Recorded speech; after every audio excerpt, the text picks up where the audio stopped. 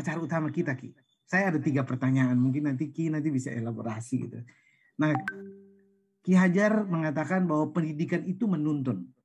Nah, mungkin nanti Ki bisa mengelaborasi apa sih makna menuntun itu sesungguhnya. Lalu kekuatan kodrat yang ingin dimunculkan dari anak-anak itu yang seperti apa.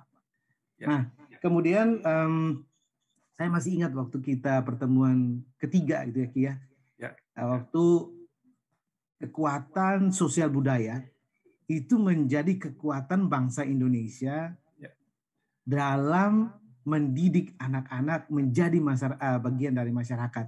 Nah, mungkin itu yang nanti mungkin Ki Priyo bisa elaborasi lagi, apa sih makna dari kekuatan budaya, sosial budaya yang kita miliki sebagai orang Indonesia, sehingga menjadi bagian dalam proses mendidik anak.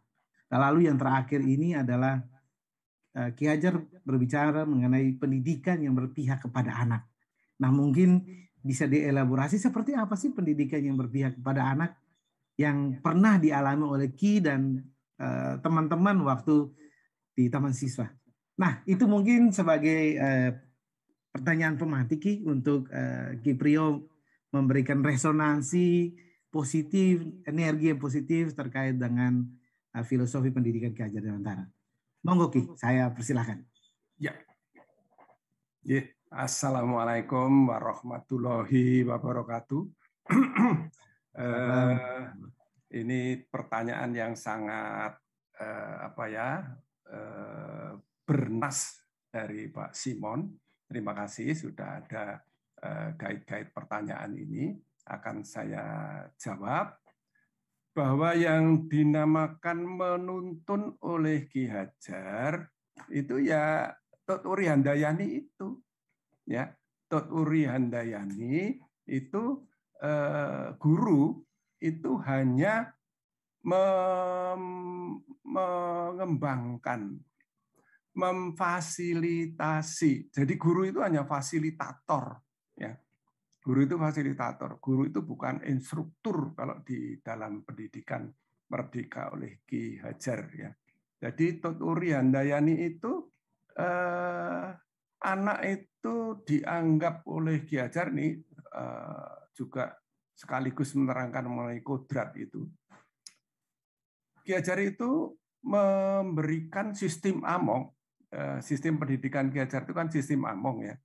Sistem Among itu ada 2 sendi, yaitu sendi kodrat alam dan sendi kemerdekaan. Ya.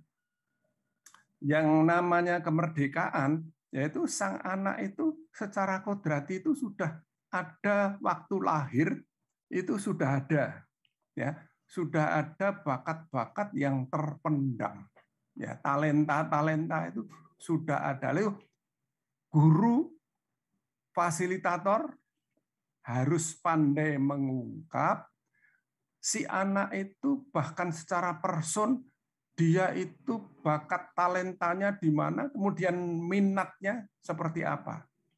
Bakat dan minat itu, ya. Karena berapapun anak, ya, bagaimanapun anak itu, dia itu pasti punya kodrat itu tadi. Kodratullah, yaitu kodrat alam juga, ya. Pasti ada. Dan untuk mengembangkan sang anak, ya, kepandaian sang anak itu harus sesuai dengan bakatnya. Kalau nggak sesuai dengan bakatnya, ya, anak itu tidak akan berkembang secara maksimal. Itulah si guru atau fasilitator itu hanya menuntun, ya, hanya sebagai pamong, hanya sebagai orang yang ngemong, hanya orang yang sebagai pengasuh, hanya sebagai fasilitator, ya. Pandai-pandailah mencari itu. Kemudian sang anak bakatnya apa? Jangan dipaksakan seperti apa yang dianukan dalam teori tabula rasa. Tabula rasa itu, Ki Hajar itu anti tabula rasa. Anti tabula rasa. Jadi tabula rasa itu menganggap siswa itu sebagai lembaran putih, guru pamong itu mempunyai cat warna yang warna-warni, si lembaran putih itu mau kita warnai merah, mau coklat, mau apa, terserah kepada gurunya, itu top down. Kalau Ki Hajar itu bottom up. Kenapa begitu? Karena Ki Hajar itu terpengaruh pada reformasi pedagogi, reformasi pendidikan pada saat itu yang terjadi di Eropa sebelum Perang Dunia Pertama, ya, tahun 1913, itu dipelopori oleh Friedrich Froebel. Froebel itu sifatnya di situ dikatakan emik atau fonemik. Fonemik itu adalah melihat bakat sang anak, dan sang anak itu dijadikan sebagai subjek sekaligus objek. Jadi ini memanusiakan manusia, hominisasi sekarang orang bilang ya. Jadi sang anak itu harus betul-betul kita perhatikan khusus. Malah Ki Hajar itu ada di dalam asas taman siswa itu, saya itu hanya berhamba, tidak mengharap apapun kepada sang anak dan berserah diri. Among itu adalah dari kata momong sang ibu, kalau dengan orok anak kandungnya, ya, ini asas kekeluargaan, itu pasti apapun yang diminta sang anak pada saat malam hari pukul 2 anaknya ngompol, maaf ya, itu ya kita harus berserah diri. Anaknya malam-malam minta ASI, ya harus berserah diri. Itu yang digambarkan oleh Ki Hajar. Jadi pendidikan Ki Hajar itu berasas kekeluargaan itu karena kita anggap sebagai keluarga sendiri. Ya, anak itu sebagai anak kandung, bapak itu seolah-olah bapak ibu guru itu seolah sebagai bapak ibu kandung, dan kesalahan sang anak itu bukan dosa, tapi kesalahan yang masih bisa kita koreksi. Itu. Jadi menuntun betul sang anak itu untuk berkembang bakatnya. Kita fasilitasi. Dan sang anak itu kan nanti kan senang dolanan ya. Itu juga kodrat. Kodrat anak itu senang dolanan, senang main sana, senang main sini, mecahkan gelas. Jangan dianggap itu sebagai salah yang harus dihukum berat. Yaitu ya lain kali jangan mecahkan gelas misalnya. Tapi itu terus sifat dolanan itu harus kita fasilitasi. Misalnya nanti dolanan, ayo sekarang kita dolanan pakai batu-batu. Ini ada peta di tanah. Ayo sekarang ini peta Pulau Jawa, Jakarta di mana nih batunya diletakkan di Jakarta, kan dolanan itu seperti simulasi. Jadi itu nanti bakat dolanannya sang anak itu, kodratnya dolanan anak itu tersalur. Ya. Anak itu kan punya dolanan, nah kita salurkan kepada hal-hal yang positif. Saya dulu malah kalau menghafalkan abjad itu malah dengan nembang dolanan. A, B, C, D, E, F, G, H, I, Y, K, L, M, N, O, P. Itu 50 tahun yang lalu saya masih hafal. Ya. 50 tahun yang lalu. Tapi kalau kita menghafal A, B, C, D, E, F, terus apa? G, H, I, Y. Nah, kalau ngapalkan gitu, nggak akan bisa cepat kita hafal. Tapi kalau kodrat dolanan itu bisa tersalur secara kodrati, kita tuh lega, gembira, dan sekolah itu juga rasanya itu gembira. Itulah kenapa Ki Hajar menamakan taman. Ya. Taman itu adalah yang indah, jadi supaya sang anak itu juga gembira di situ. Menuntun sang anak dengan gembira, bukan dengan hukuman. Ya. Nah, terus kodrat tadi yang juga disampaikan oleh Pak Simon, kodrat alam ini merupakan sendi dari sistem Among, ya, justru sendi pertama. Jadi tadi saya katakan bahwa kodrat talenta sang anak itu sudah merupakan kodrat juga kodrat talenta, ya, itu yang dikembangkan. Ya. Kemudian kodrat dolanan tadi. Kemudian sang anak ini juga harus mengenal kodrat lingkungan. Kalau lingkungan kita seperti maaf di Maluku, itu ya laut-laut gitu ya harus cinta laut, cinta ikan, ngerti jenis-jenis ikan. Sang anak kadang-kadang diajak sekolah itu baris ke pantai. Oh ini ada siput, ini namanya apa? Oh ini ada ikan kecil namanya apa? Oh itu ada ombak besar, ombak kecil, buih namanya. Terus ini namanya gelombang. Nah itu lingkungan itu harus diakrabkan. Sang anak itu harus besar sesuai kodratullohnya, sesuai dengan kodrat alamnya. Jangan sampai anak di Maluku gini sering diceritain mengenai putri salju yang gini. Lah menggambarkan salju aja susah ya kalau di daerah tropis ya. Jadi kalau cerita-ceritanya seperti itu ya tidak membumi. Nah, orang bilang membumi itu ya. Jadi ini yang perlu diperhatikan dalam sistem pendidikan, filosofi pendidikan Ki Hajar, itu ada kodrat alam dan tadi kemerdekaan. Untuk menuntun anak itu merdeka seluasnya, merdeka lahir dan batin. Kalau Ki Hajar masih menambah yaitu merdeka lahir batin dan tenaganya. Lahir batin dan tenaganya. Jadi tenaga sang anak ini harus lepas. Karena kodrat sang anak itu pasti yang masih kecil itu, kalau kita katakan, saya pernah diskusi dengan dari filsafat itu, semua anak itu pasti surplus energi. Ya, surplus energi. Seperti saya itu kalau sudah mengasuh cucu saya yang paling kecil, ya ampun tenaga saya habis, lari ke sana, minta dolanan sini, terus nggak mau tidur. Ya, karena surplus energi. Nah, surplus energi ini, anak ini, harus kita salurkan kepada hal-hal yang positif, yang membangun pribadinya, yang membangun karakternya. Ya. Karakter sang anak ini penting sekali. Dan karakter ini secara kodrati dibangun pada alam keluarga. Karena Ki Hajar juga memberikan satu metode, yaitu pendidikan itu harus menyatu di dalam tripusat pendidikan.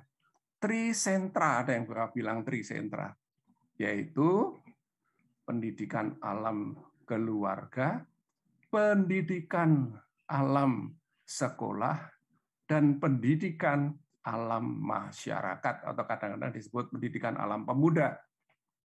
Tiga-tiganya ini secara kodrat harus dialami oleh anak secara wajar. Ya. Dan pendidikan keluarga itu adalah yang pertama dan utama. Pertama dan utama.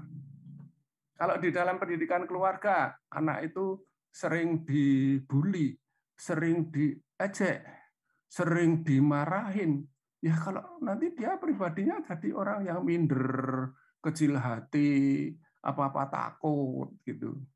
Makanya di keluarga harus ada kasih sayang yang penuh, yang asih, asah, asuh ya. Kalau orang Jawa bilang tuh asih, asah, asuh itu harus benar-benar dirasakan oleh sang anak itu di dalam keluarga.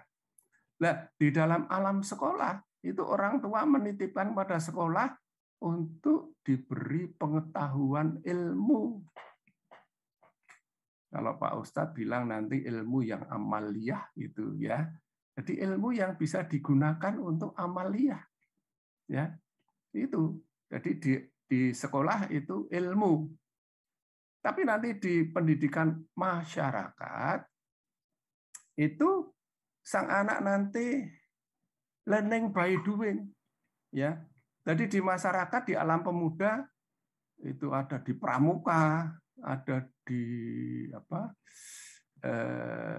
Karang Taruna, ada di pecinta alam, itu kan alam pemuda. Itu sang anak itu nanti menerapkan ilmunya. Saya pernah manjat Gunung Rinjani. Ya, Rinjani itu di mana? Lah itu nanti ngerti apa ilmu-ilmunya itu akan diterapkan di praktek kehidupan. Jadi ini yang namanya pendidikan, bukan hanya pengajaran.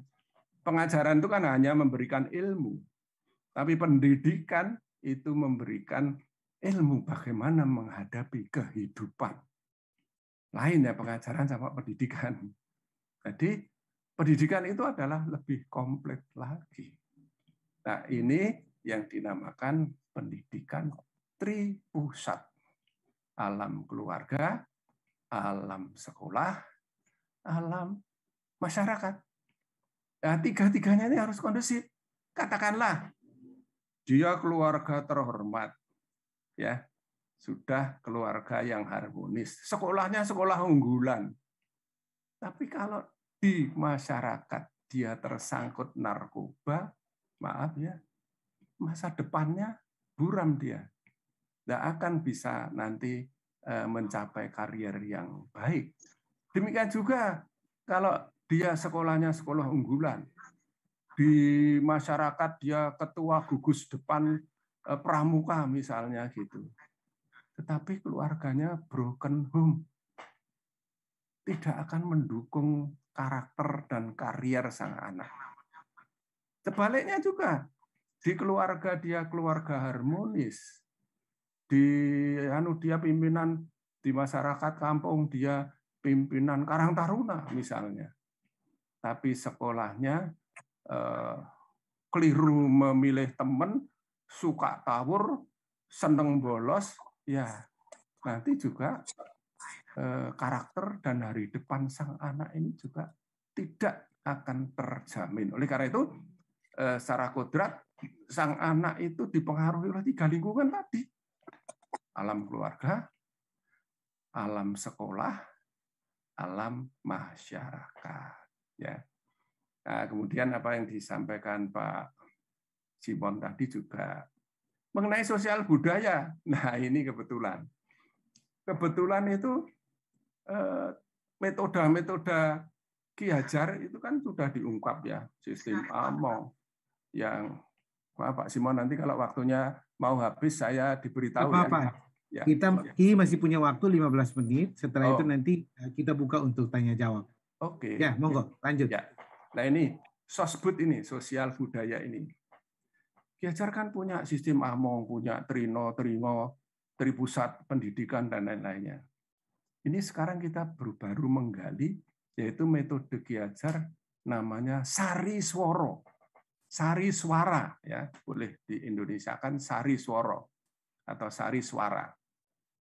Yaitu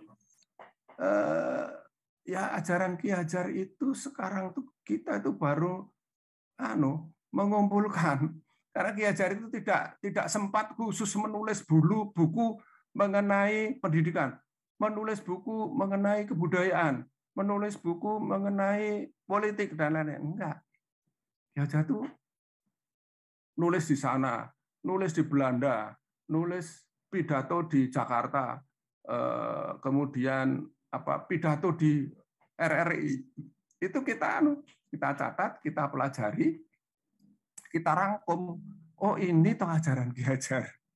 Nah, ini yang baru kita ungkap itu sekarang adalah Sari Swara itu. Yaitu dengan sosial dan budaya itu membentuk dasar karakter. Ini adalah Sari Swara tadi. Ki Hajar mendapat ilmunya dari mana? Ternyata terinspirasi dari surat Sastra Gending Sultan Agung Hanyokrokusumo. Ya. Jadi dalam Sastra Gending itu apa sih isinya? Sastra Gending itu Sultan Agung itu mewajibkan warga Mataram, ya, warga Mataram saat itu di Kota Gede Yogyakarta. Warga Mataram, bukan Mataram Lombok ya. Warga Mataram itu harus ngerti Sastra Gending. Sastra Gending itu adalah suara dari zat yang agung, artinya suara zat dari yang sang Khalik, ya, itu untuk diresapkan, didalami, dihayati, dinikmati Itu. Jadi tidak hanya seni saja. Jadi yang namanya sari swara itu, suara itu bukan suara verbal saja, tapi juga suara hati.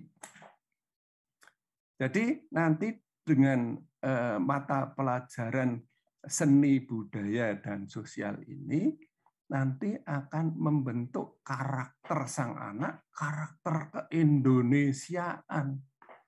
Kalau kita ajak anak itu berlatih budaya-budaya yang bukan budaya kita, ya nanti karakternya sudah tidak sesuai dengan kita. Malah Ki Hajar itu tahun 1928 sesudah Sumpah Pemuda, ya kemarin baru peringatan Sumpah Pemuda ke-93 ya. Sesudah Sumpah Pemuda, pemimpin Sumpah Pemuda itu muridnya Ki Hajar ya, Ki Sugondojoyo Puspito itu. Itu punya ada catatan Ki Hajar. Sang anak itu harus sejak dini dididik mengenai wawasan kebangsaan. Kalau wawasan kebangsaan tidak diberikan kepada sang anak sejak dini, maka sang anak bisa tidak mengenal bangsanya. Bahkan lebih jauh, Ki Hajar menyampaikan, sang anak bisa menjadi lawan kita. Menjadi lawan kita yang jadi musuh kita, maaf ya. Bisa menjadi lawan negara. Ini anunya wacana Ki Hajar pada tahun 1928 loh itu, ya. Itu sudah mewacanakan itu. Jadi harus betul-betul sosial budayanya itu berkarakter Indonesia. Itu. Supaya dia juga cinta pada negaranya sendiri. Dan negara yang kuat dimanapun pasti kokoh pada kepribadian karakter bangsanya. Apa itu wong RRT, apa itu orang Jepang. Jepang itu malah minum teh aja sudah ada yang khas, ya. Bahkan di Jepang itu tulisan-tulisan jalan itu banyak pakai katakana, pakai huruf-huruf Jepang. Jarang ada yang pakai Latin juga, ya. Jadi betul-betul Jepang itu dengan Bushido dan samurai itu karakternya sangat kuat. Kalah pada waktu Perang Dunia Kedua, ya bangkit lagi industrinya, perdagangannya. Sekarang bangkit lagi IT-nya bagus sekali. Sekarang ada Shinkansen lah, kereta api super cepat itu. Sekarang yang paling bagus yang dari Jepang juga. Ya, padahal pada waktu tahun bom atom 1945 awal itu ya, itu sebetulnya sudah hancur negara itu. Tapi karena karakternya ini, karakter ini penting sekali. Karakter bangsa itu harus membumi, harus sesuai kodratnya. Seperti tadi dikatakan Ki Hajar, anak itu akan berkembang maksimal, talenta sang anak itu akan berkembang maksimal asal selaras dengan kemajuan kodrat alam dan kodrat zaman. Loh, kok kodrat alam, kodrat zaman? Kodrat alam itu kuasa Tuhan, kuasa Allah Subhanahu wa taala. Ya, kodrat alam. Pagi, siang, sore, enggak bisa kok balik ke siang ke pagi lagi kan enggak bisa. Itu sudah kodratullah. Bahwa kita itu dari anak-anak ke remaja, tua, dan kemudian nanti renta. Enggak bisa orang renta pengen kembali lagi menjadi bayi, enggak bisa. Ya. Jadi kodrat Allah itu ya sudah tak terbantahkan, kita harus menyesuaikan, dan itu maju, nggak pernah melambat, nggak pernah berhenti kodrat alam itu. Nah, kodrat zaman itu juga maju terus. Kodrat zaman itu dibentuk oleh siapa? Oleh adab manusia, oleh kebudayaan manusia. Sekarang sudah era 4,0 ke 5,0, ya. Jadi kalau sudah gitu pasti majunya, enggak pernah kok kebudayaan manusia itu mundur balik ke zaman yang dulu, kan enggak pernah. Jadi kodrat alam dan kodrat zaman selalu maju dan kita harus mengikuti. Oleh karena itu sosial budaya kita, kesenian kita ya harus mengikuti kemajuan itu tadi. Ya. Nah, di dalam kemajuan itu, nanti kalau maju kita menyesuaikannya gimana gitu kan? Padahal kita kan belum semaju itu, belum semaju seperti negara-negara di maju. Ki Hajar memberikan satu kiat, yaitu SBII. SBII itu sifat, bentuk, isi, irama dalam olah budaya, karena Ki Hajar itu menganggap pendidikan itu adalah proses budaya. Pendidikan itu bukan hanya pengajaran. Pendidikan itu mengajak anak untuk berkarakter, mengajak anak untuk nanti secara nyata menghadapi hidup dan penghidupan. Itu pendidikan. Bukan hanya memberikan ilmu, nanti ilmunya, ini dipakai enggak ilmunya ini di lapangan. Ya, sering kan gitu. Ya, kalau ilmu nggak bisa dipakai di lapangan, ya sudah percuma. Ya, oleh karena itu Ki Hajar memberikan kemajuan alam dan kemajuan zaman itu kita ikuti dengan SBII. Sifat, bentuk, isi, irama. Sifat perjuangan budaya kita tidak boleh berubah. Kita orang Indonesia ya tetap Indonesia. Nggak bisa kok kita hidup di Indonesia, kita mau jadi orang Jepang, kita mau jadi orang Korea, bahkan kita mau jadi orang Singapura aja nggak bisa. Kodrat kita sudah di sini. Ya ini namanya sifat. Dan nggak bisa berubah. Indonesia ya Indonesia gitu ya. Bentuk itu kita ya. Saya mohon maaf, saya mungkin ingin ya tergoda untuk menanyakan ini, Ki. Ki Hajar Dewantara itu kan menyampaikan bahwa pendidikan itu sejatinya memuliakan anak ya. Nah, lalu melihat perjalanan hidup Ni Asti, mungkin ini cerita ini mungkin cerita penutup untuk Ki memberikan ke kita. Lalu nanti saya akan berikan kepada satu orang di ruangan ini untuk berdialog dengan Ki. Monggo, tentang pendidikan yang memuliakan. Maaf, agak keputus tadi. Gimana? Keputus ya. Maksud saya, pendidikan itu sejatinya memuliakan anak. Nah, melihat memuliakan anak, dan ini betul terjadi dengan Ni Asti. Nah, mungkin Ki bisa cerita tentang itu sedikit sebagai mungkin penutup dari sesi kita. Lalu nanti saya buka sesi untuk teman-teman di sini berdialog dengan Ki Priyo. Monggo, Ki. Oke.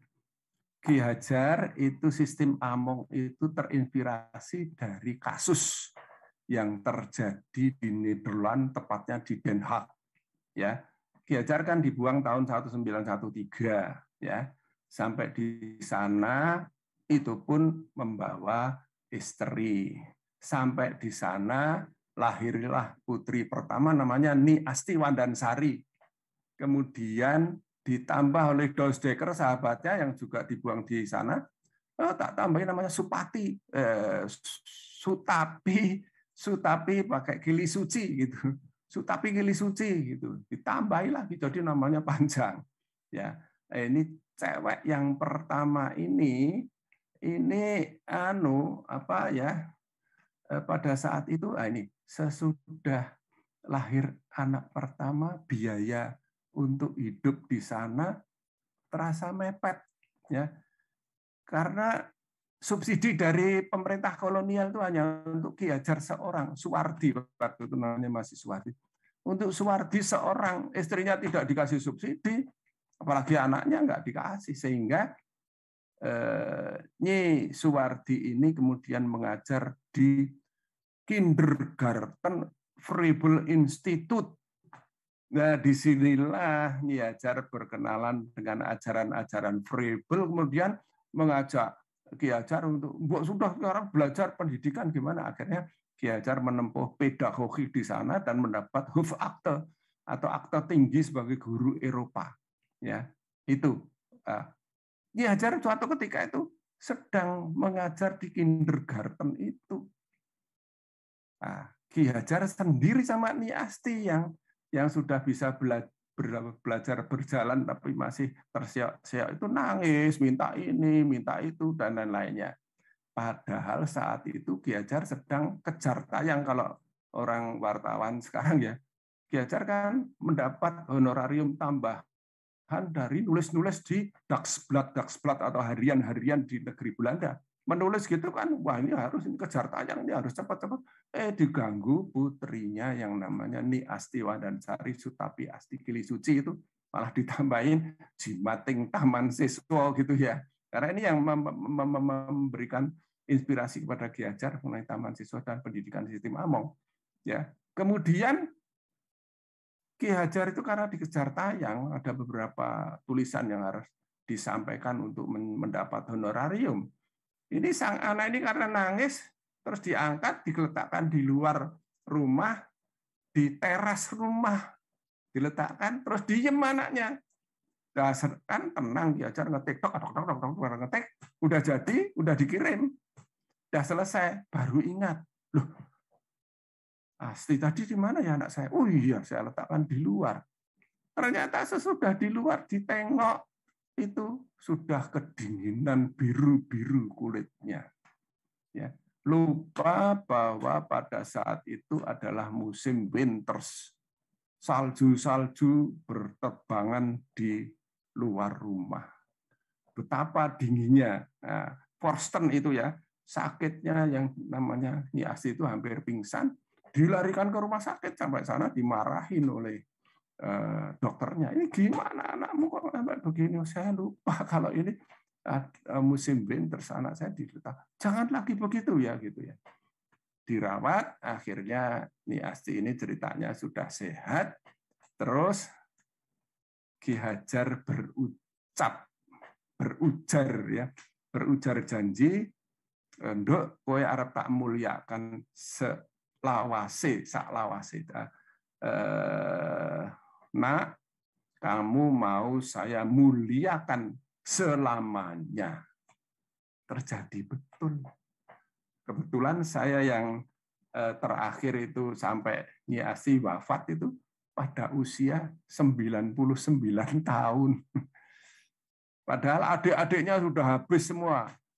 Sudah almarhum, bapak ibunya sudah tidak ada. Kira-kira ya tahun berapa ya?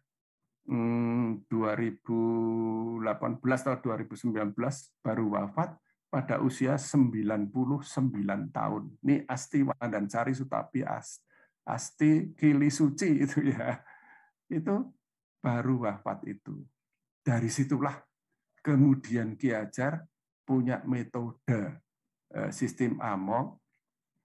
Guru itu harus berhamba, tidak mengharap apapun, berserah diri kepada sang anak. Itu ditulis Ki Hajar, dan itu merupakan asas Taman Siswa tahun 1922 waktu berdiri tanggal 3 Juli. Begitu mungkin Pak Simon. Terima kasih Ki. Saya nggak mau menyimpulkan, nanti biar teman-teman sendiri di ruangan ini yang coba memaknai ya. Jadi tadi mulai dari menuntun, peran guru, lalu kepada sosial budaya, dan yang terakhir ini ditutup dengan pendidikan yang memuliakan anak, yang adalah sejatinya pendidikan yang berpihak pada anak.